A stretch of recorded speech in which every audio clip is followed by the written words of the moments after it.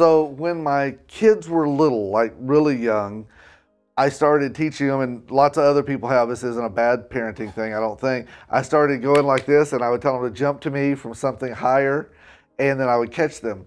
And at first they were scared to death, and then after you caught them a couple times, and then sometimes they'd jump if you weren't even looking because, well, they weren't always the brightest kids in the world. But that was kind of what you did. You did that, and they would jump. And here's what they knew: if they jumped, I would catch. Pretty simple. Now, the older they got, there was a point in time when this game did not work anymore, but the older they got, a couple things happened. One, they were more associated with pain. They realized that if you don't catch me, this could really hurt, and so they got a little more skeptical. The other part, and this is the sad part, is that they probably realized that the guy catching them was pretty flawed too, that it wasn't just what if you're not watching, but what if you can't catch me? I mean, like, we quit that. Like, once my sons were like 15, 16, that game just got weirder and weirder. But really what it was is there's a point where could the guy catching catch? I don't think that's so different than life in our world, especially associated with God. The Bible talks about having faith like a child. And I think childlike faith sometimes is really easy when you're a child, because it's easy to assume that if I jump, God will catch me, that I can trust Him. The older you get, and a little bit more pain been associated with your life, and I think for a lot of us, we begin to wonder sometimes, can God, would God, will God catch me if I jump? Honestly, the subject that we frame it out, we call it faith. How strong is my faith? And my faith depends on what do I feel like I've got to lose, and do I feel like God is big enough and willing to catch me? Well, that's where we're going to dig in today. I think it'll be something that'll be helpful for you. So here we go. I don't know if you know this already, but there was a major crisis in 2020. Now, I'm not talking about coronavirus or COVID or whatever you want to call it, because to be honest with you, I'm a little over talking about that. There was a whole other crisis that happened. Do you remember the day when this was the most valuable commodity on the planet? When people were like just crazy about finding toilet paper. I mean, people lost their stuff over finding stuff to clean up their stuff. But here's what the deal was there was never really a paper shortage. There was this fear that there was going to be a paper shortage, and the fear that there was going to be a paper shortage, or the perception of there being a paper shortage, made a paper shortage. Everybody thought there was going to be a shortage of rolls of toilet paper because we were all told we had to stay home. So the fear of it went out and people hoarded it. And because people hoarded it, other people had to say, well, I got to go get some for me and mine, right? So they went out and got it. Maybe you weren't hoarding it. Maybe you were like me and Sheila. We went to the store and we didn't want to hoard paper products from other people, but there was this problem that there was really a shortage of paper products because people were hoarding it, right? The perception of the problem created the problem. Happens in all of our lives. We start with a perception in our mind, and that perception in our mind leads us to create a condition that didn't really need to happen, right? We fall into those lies all the time, this perception of how things are in our lives. Maybe that's where you're at right now. You have this perception in your mind that you'll never have enough. It's one of those lies that if we don't get them out of our mind, they'll drive us out of our mind. And it's a fairly common lie for us to fall into, and it's so easy for us to fall into that. I'll never have enough time to do this. I'll never have enough money to do what I want. I'll never have enough when it comes to retirement. I don't have enough patience. I don't have enough, I don't have enough energy. I don't have enough experience, whatever it is. There's this feeling in us that rises up. And once we start with that feeling, we begin to proceed with that feeling. A lot like the toilet paper. The perception of the problem led to the real problem. Guess what? If you think you don't have enough money, you're not going to have enough money. If you don't think you have enough time and you wind up just kind of rushing through it and trying to figure it out, guess what? You don't have enough time. The perception of the problem creates the reality of the problem. And that's one of the things that we want to look at today, because we've got to get that lie out of our mind before it drives us literally out of our mind. Now, the Bible's divided up into a lot of different sections. You might be familiar with like maybe the Old Testament and the New Testament, the first 39 books and the last 27 books. But there's this particular other division within the New Testament of a few books at the very beginning. We call them the Gospels. Matthew, Mark, Luke, and John are 4 books that are written about the exact same period of time. It's 4 men or 4 disciples of Jesus who looked at Jesus' life and ministry from 4 different places. So sometimes they include the same stories. Sometimes 2 of them will include the same story and it wasn't as important to the other 2. Or maybe 2 people see it differently. One of the things that gives us a lot of credit about how true the Bible is the fact that there are differences between these 4 books. Because they saw things differently means that they didn't collaborate, right? It means they didn't get their story straight. It means that they just saw what they saw and heard what they heard, and they recount it the way they recount it. But there's this one miracle of Jesus that must have stuck out really big to all 4 of them, because all 4 gospel writers, Matthew, Mark, Luke, and John, all include this one miracle. It's the only one. This one miracle that Jesus performed in front of everybody. In fact, he performed it in front of somewhere between 5 and maybe 15,000 people saw this miracle. So a lot of people could have written this story. But Mark tells us this story about how Jesus and the disciples were doing ministry, right? They're living with people, they're talking to people, they're healing people, they're teaching people. And guess what? Ministry sometimes can be exhausting. Even when it doesn't take a long time to do ministry or a lot of specific things, there's just something about it that drains you. I've been there firsthand, just exhausted from working with people, from hearing stories, from living life on life. Even more so for Jesus and these guys. They're working hard, they're spending time with people, they're expending personal energy, and they're just exhausted, so they want to take a break, kind of a retreat, a getaway, right? And so Jesus says, let's go here and get out kind of away from the crowds. But when he did, the crowds came to find him. Like they had seen Jesus do some pretty amazing things, teach some stuff that was turning the world on its head. And they wanted more of it. And so the crowds followed Jesus. And Jesus, moved with compassion, kind of jumps into the end of this boat, pulls away, and begins to teach all of the people more things. And he taught them a lot of things. It's not what he taught them that's so important. What's important is what happens next. It gets to be a long day. The disciples are tired, they're exhausted. Jesus is tired and exhausted. And the people are getting tired, and guess what? They've been there all day. They're hungry. They're not just a little hungry, they're really hungry. And the disciples are kind of manning the place, right? They're playing the part of the like logistics concerns. And so they come to Jesus and they're like, Jesus, we got a problem. There's a lot of people here. The Bible says 5,000 men, which means that there's probably somewhere between maybe 10 or even 15,000 or more people. And they're starving. They're getting hungry. And so he's like, the disciples are going, Jesus, we got a problem. We can either send away these people and let them get home and eat something at home, or we got to figure out a way to provide for them. So we say, send them home because we don't have anything. They say, we don't have enough. That's exactly what they say in verse 37. It says this. He says, but they answered him, you give them something to eat. That's what Jesus said to him. Like, we don't have enough to feed these people. We got to send them away.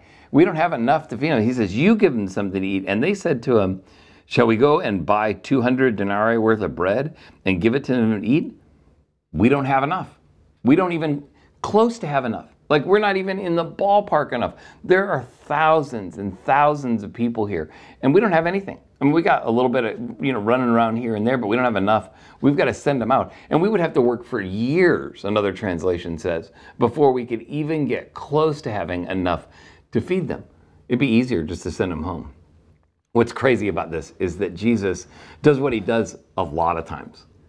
He takes the opportunity, the need of these people, right? Thousands of people, a crowd of people who want something to eat, and these dozen or so disciples that are trying their best to make sense out of life, right? They're learning new things. And he uses the situation to teach something, mainly to the disciples, I think. He uses the situation to teach something to the disciples that his mere words probably couldn't have taught nearly as well.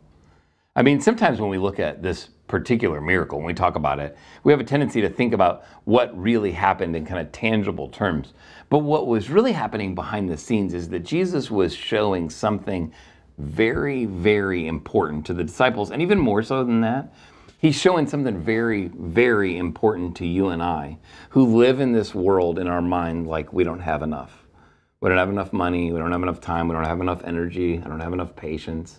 And we slip into that lie. And what he's telling the disciples, what he's showing the disciples, is so much more important for us today, maybe even than it was that day.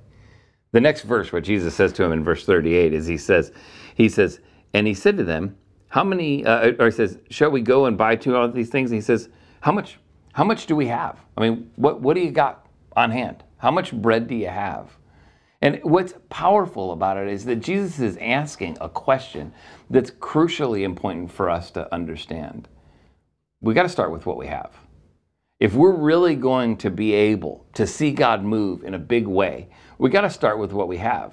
And they didn't have much, right? They went around and kind of surveyed the audience and, pulled the people around, and nobody had much anything. There was a little boy with 5 loaves and 2 fish. You know the story a little bit. He had very, very little, just a little sack lunch from a kid, right? And he has this little sack lunch that he's willing to give up. But here's what's powerful about it. Jesus says, what do you have? It's not much, is it? I love this phrase. I love this idea. What if we became a 5-2 kind of place? What if we were the people who don't have much, right? But we were the kind of people who gave our 5 loaves and 2 fish. What if we were the kind of people who said, I don't have much, but I'll start with what I have? There's a story in Scripture when Jesus is healing this man, and I've told this story before, but it's so powerful and profound to me, and I just shared it last week with some friends. But it was so powerful and profound to me because Jesus is healing this man who's got a withered hand. And Jesus' invitation to him is to extend his hand. It's kind of crazy, isn't it? His hand's withered, right? His hand is somehow inoperable. The guy could have nodded his head. He could have jumped up and down. He could have said, I believe you. But Jesus says and asks him to do the one thing that he can't do with ease. And all that he simply asked is, you just give me what you have. Extend your hand as far as you can, which isn't very far by definition. We are the fellowship of the withered hand. We're the 5-2 kind of people that start with what we have. If you want to live a life that doesn't believe that you're stuck in what you don't have, but starts to believe that there's more that God has for you, then I want you to start with what you have. You don't have enough time? Give the time that you have. You don't have enough money? Start with the money that you have. You don't have enough patience? Give your kids the patience that you have. You don't have enough energy? Well, then just invest the energy you have. There's something that happens in us when we can just kind of begin to release the energy, the money, the time, the resources that we have, and we are able to somehow tap into the resources that are available for us. What happens next is unbelievably powerful. I mean, it's one of those parts of the story that just blows our minds. You might know what happens next, but I don't want you to miss this.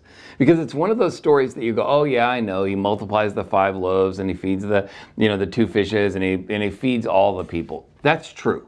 But I don't want you to overlook what happens in the next couple of verses. It starts in verse 41. He says, and taking the 5 loaves and the 2 fish, he looked up to the heavens and said a blessing.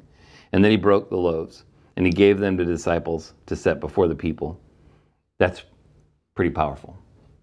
He blessed it, he broke it, and he kept giving it. He blessed it, broke it, and gave it. That's what he does with us. When we start with what we have, God blesses it. And then he breaks it. Isn't there a point in all of our lives where we've experienced that? Where there's a part of us that goes, man, I feel like I gave beyond what I really could just make sense out of giving. Or I invested beyond what I could make sense out of investing, or I risked what I could make sense out of risking. I invested more, and there was a part of it where I felt like I broke in it. Like I had to break down, and I had to go, man, I don't know how 10% of my income could be something I could do without. But I believe that 90% of my income is more with your blessing than 100% without it. And it breaks us, doesn't it? Or there's that time where you're like, I don't have the time to serve. I don't have the time to care about my neighbor. I don't have the time to invest in that thing. But you go, you know what? If I give this little bit that I have, it's going to leave me with near nothing. I'm scared out of my mind. But God blesses it and breaks it, and then he multiplies it. And he gave it, and he kept giving, and he kept giving, and he kept giving. And that's what's amazing about this story, is he didn't just break this bread and it appear in people's lives, right? He didn't just all of a sudden he kept breaking it, and he kept breaking it, and it kept multiplying, and he kept handing it out to people, and they all had enough to eat. Don't miss the blessing that happens before the breaking, before the giving. When we give what we have, when we start with what we have, it opens up the door, the possibility, the potential to be able to see God at work.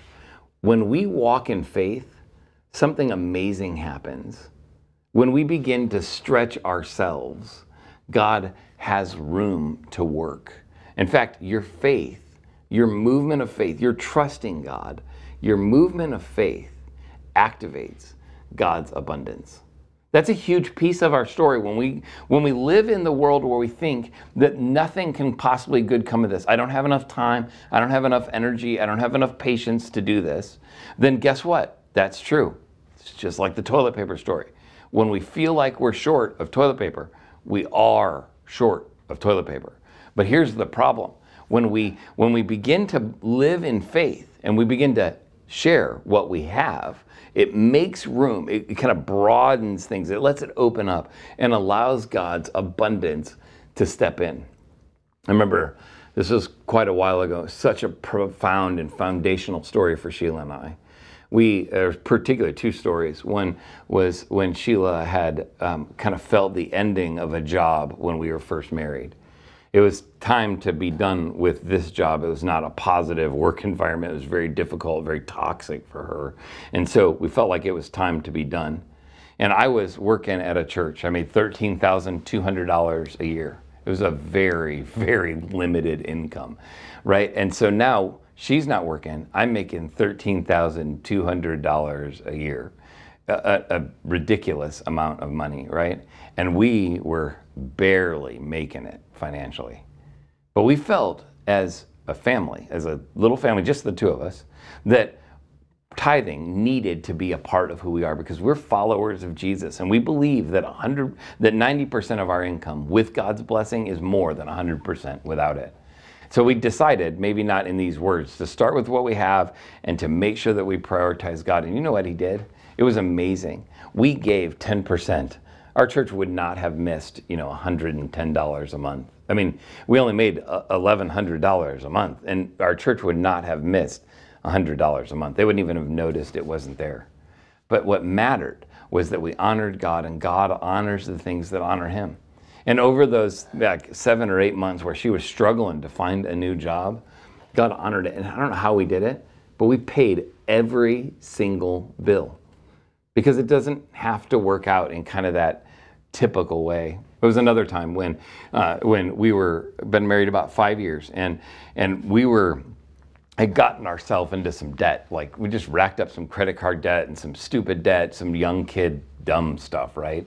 And we had racked that up, and we wanted to start having kids, and we felt like, man, this is an important thing. We want to pay off debt. We want to be debt free when we have kids. And so we decided that we were going to pay off debt, and we were going to like relentlessly eliminate our debt, and then we would have children.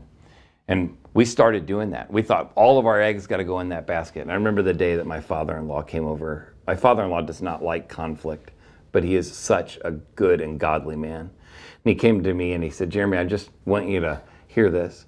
I'm a little concerned that, that this effort to for you to eliminate all this debt before you guys have kids, I don't want that to distract you. I think that you should really still prioritize tithing. And I didn't want to hear it, to be honest with you, because I wanted to relentlessly eliminate that debt, right? I wanted to get it gone because I felt like that was the thing that honored God, is to get rid of the debt and then have kids. That honored God as much as anything. he reminded me of that. And I said, okay, I think you're right. And we chose to prioritize tithing, even when it meant slowing down how quickly we'd eliminate that debt. God opened up a door just weeks later, and things opened up in unbelievable ways. We were able to not only pay off all that debt in record time, but we were able, what was crazy about it is literally the week that we sent in the last payment, having prioritized tithing the whole time, God did unbelievable things. We found out we were pregnant the week we sent in the last check. God does amazing things, and it doesn't always have to add up. Now listen, I'm not good at math. Maybe you are, and maybe this kind of makes sense to you, but this is, smart people math. Look at this one. 6 divided by 2 multiplied times 1 plus 2. Like, I don't know. Like, you have to follow the Pedmus thing. Remember that? Parentheses, whatever the E meant, division, multiplication, addition, subtraction. And you kind of take those things, you do it in the right order, and you come up with the answer. Now, the answer to this one is 9. I know that not because I know it, but because I looked it up. So, but here's simple people math, right? The math for the rest of us, math that even I can understand. It goes like this. 10 minus 1 is 9, right? I mean, most of us know that one, right? Even if you're in the 2nd grade and you're watching this mommy and daddy on the couch, you know that 10 minus 1 is 9, right?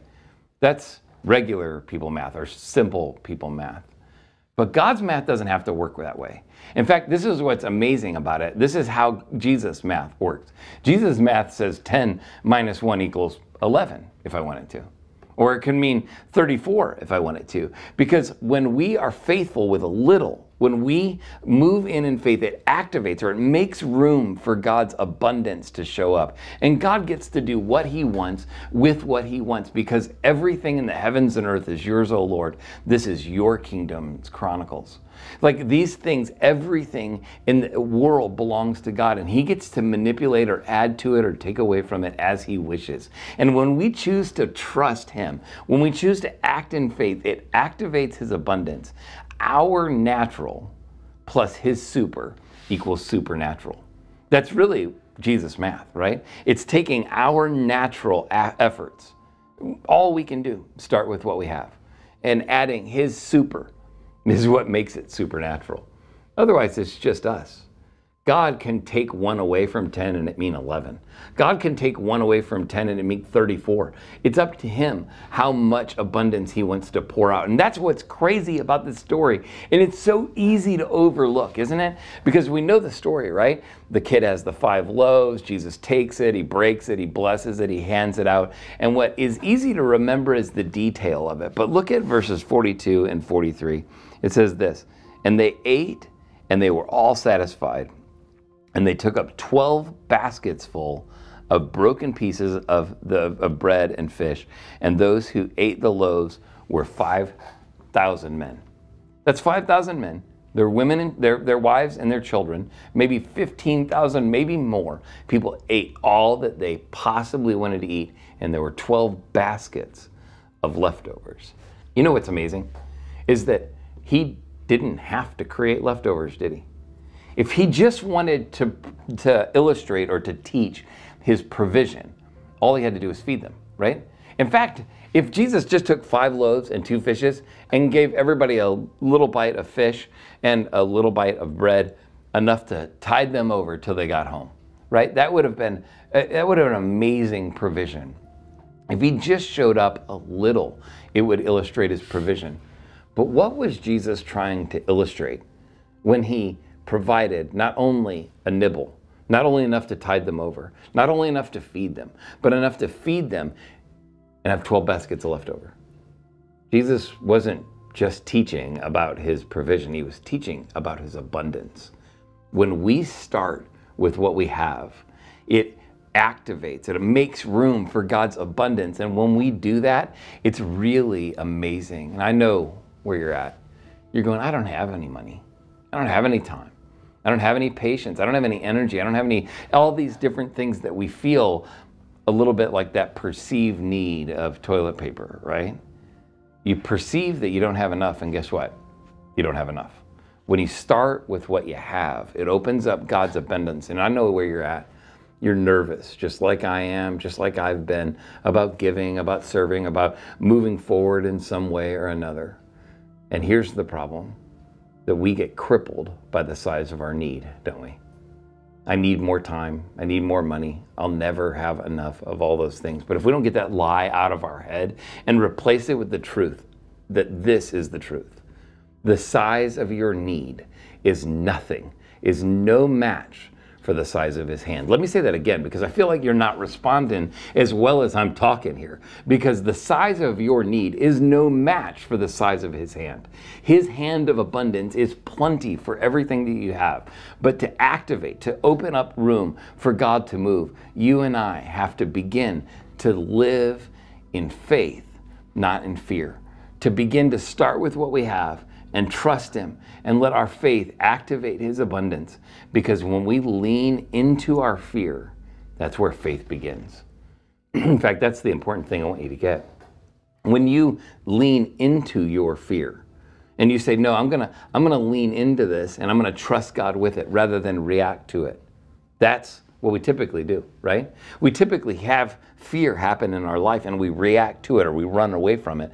But what God wants us to do is lean into our fear, because when we lean into our fear, it's where faith begins. And faith is what makes room for God to move. You want God to move in your life? Do you want to see God do amazing things with leftovers? Do you want to see God take the 5-2 kind of 5 loaves and 2 fish kind of commitment and turn it into baskets of leftovers? Do you want to see God take the fellowship of the withered hand that we are and move it beyond that and heal us of the broken things in our lives? Then start with what you have. Lean into your fear, because that's where faith begins. And faith is what makes room for God to move. Let's get that lie out of our head that we'll never have enough, and let's replace it with the truth that God doesn't just want to demonstrate his provision. He wants to demonstrate his abundance.